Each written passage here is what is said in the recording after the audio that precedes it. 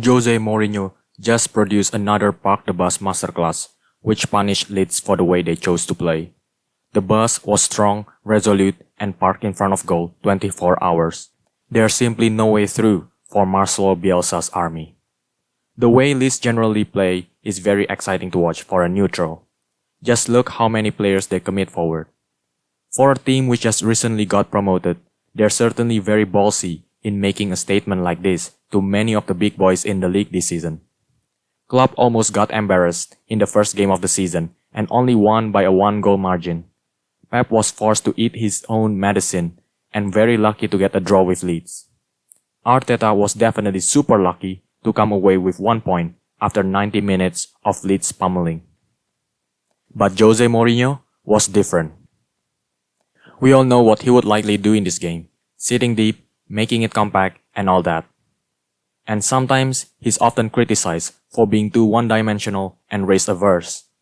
But he added another dimension to his tactic this time. He knew that Leeds would try to play out from the back, and Jose adopted a more aggressive, high-pressing tactic on Leeds defenders. This is where Jose is completely happy to wait for the opponents to make the first mistake. Mistakes are indeed Jose's way to earn a living. Boy, did it pay off. Shortly after Leeds gave away possession, Bergwijn was fouled in the penalty area. And we know what happened next, right? The incredibly reliant on the spot Harry Kane took the lead for Spurs. I can't remember when was the last time Kane ever missed from the spot. He's a machine.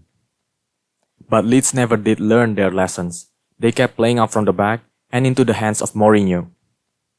Every Spurs player picked up one Leeds defender, not giving them any room to receive the ball. The result? Leeds gave the ball away again, and Spurs were in a good position to counterattack. Leeds found it difficult to progress the ball. Again, Spurs players occupied themselves with at least one Leeds defender. Alioski's looking for some passing options, but his nearest teammates, Phillips and Harrison, simply didn't have enough room to receive the ball. Eventually, Alioski found himself in a tight cul-de-sac in a very risky position. Leeds managed to clear the ball away, but there's no meaningful possession for Leeds, as Toby Alderweireld made the interception. Bielsa's courage to play up from the back against one of the best counter-attacking teams in the league is surely to be admired. But when it didn't come off, you suddenly looked a bit naive. I have lots of sympathy for Leeds defenders, especially Luke Ayling. As Leeds' best defender, so much burden is placed upon him. Firstly, to start the attacks from the back, and secondly, to clean up their own mess.